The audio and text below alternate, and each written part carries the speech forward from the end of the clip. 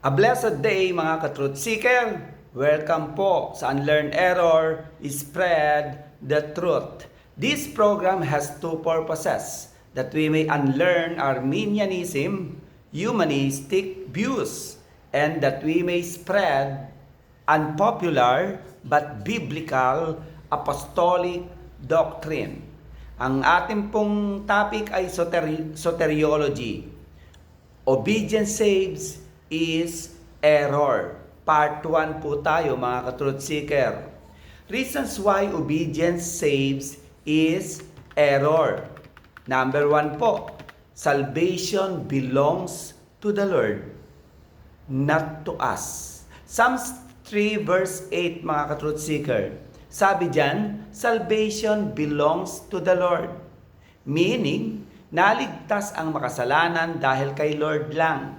Hindi dahil sa faith mo, hindi dahil sa repentance, faithfulness till the end.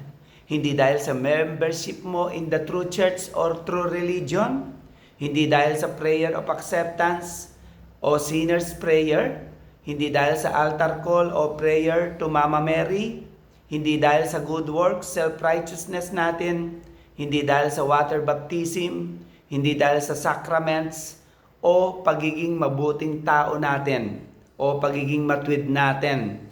Kaya tayo naligtas ay hindi lalong hindi obedience natin ang makakapagligtas. Ang kaligtasan at pagliligtas ay nasa kamay o pag-aari lamang ng Diyos. Walang sino mang dapat umangkin at wala sa lakas at desisyon natin o pagsunod natin ang ikaliligtas natin, mga ka-truth seeker.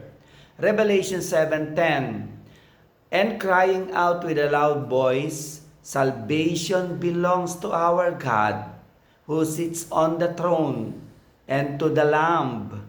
Meaning, naligtas ang makasalanan dahil sa Diyos at sa Panginoong Hesus lang. Hindi dahil sa faith, repentance, faithfulness till the end. Hindi dahil membership in the true church or true religion. Hindi dahil sa prayer of acceptance, sinner's prayer, altar call, prayer to Mama Mary.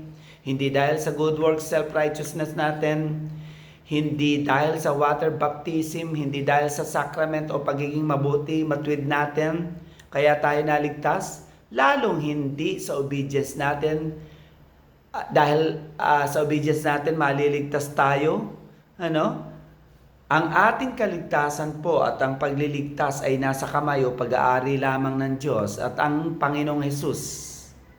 Walang sino mang dapat umangkin at wala sa lakas at desisyon o obedience man natin, tayo ay magkakaroon ng kaligtasan.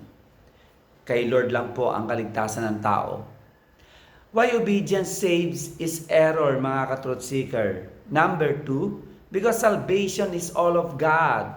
Our participation, contribution, and cooperation are not required. Paano naging all of God ang salvation? Paano naging all of God ang salvation? Number 1, salvation comes from the Lord, or salvation comes from the electing love of the Father in eternity. Napakalinaw po sa Titus 1:1, mga ka-truth seeker. Sabi diyan, Paul, a servant of God and apostle of Jesus Christ, for the sake of the faith of God's elect. Meaning, para sa kapakanan ng mga hinirang ng Diyos. Titus 1:2, in hope of eternal life, which God, who never lies, promised before the ages, before the world or time began, in eternity, from eternity. Meaning, mga ka-truth seeker, ang pinapaliwanag dito ni Pablo sa Titus 1:1-2, para sa kapakanan ng mga hinirang, sa mga inelect ng Diyos, sila ay may pag-asa ng eternal life, na ipinangako ng Diyos bago pa magsimula ang time, eternity, in eternity, bago pa lalangin ang mundo o sangkatauhan, ay inilaan na lang ng Lord ang eternal life sa atin. Romans 9:11, hindi pa tayo nakakagawa ng mabuti o masama. So hindi nakabase sa mabuti, pagiging masama ng tao, o obedience mo para maligtas ka. Romans 9:11, napakaliwanag, sabi dyan, for the children being not yet born, hindi pa pinapanganak si Jacob at Esau, neither having done any good or evil, that the purpose of God according to election might stand, not of works. Ano ibig sabihin itong talata na to, mga ka-truth seeker? Meaning, naligtas tayong makasalanan dahil sa Diyos, hindi dahil sa faith, repentance, faithfulness till the end, hindi dahil sa membership in the true church or true religion, hindi dahil sa prayer of acceptance, sinner's prayer or prayer to Mama Mary, hindi dahil sa good works, self-righteousness natin, hindi dahil sa water baptism, hindi dahil sa sacrament o pagiging mabuting tao natin, kaya tayo naligtas. At lalong hindi dahil sa obedience natin, but of Him that calleth. Ano? Meaning, ang kaligtasan at pagliligtas ay nasa kamay ng Diyos. Walang sino mang dapat umangkin at wala sa lakas desisyon natin o obedience natin ang kaligtasan. Ang Diyos na tumatawag ang basihan, pundasyon, root cause ng pagkahirang ng tao o pagkaligtas ng tao. Romans 9:13. Jacob have I loved, but Esau have I hated. Meaning, hindi pa sinisilang si Jacob at Esau, hindi pa sila nakakagawa ng mabuti o masama, wala pa silang kakayanan, ay hinirang na ng Diyos si Jacob na maging kanya at para sa kanya. Hinirang na ng Diyos si Jacob para iligtas.